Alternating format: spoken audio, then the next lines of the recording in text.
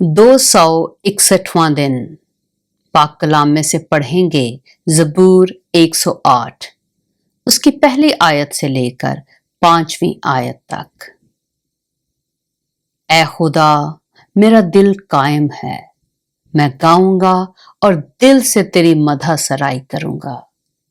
اے بربط اور ستار جاگو، میں خود بھی صبح سویرے جاگ اٹھوں گا۔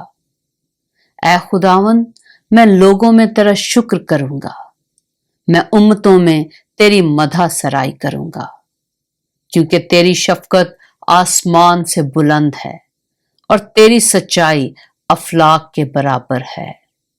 اے خدا تو آسمانوں پر سرفراز ہو اور تیرا جلال ساری زمین پر ہو۔ پاک کلام کے پڑھے اور سنے جانے پر خداوند کی برکت ہو۔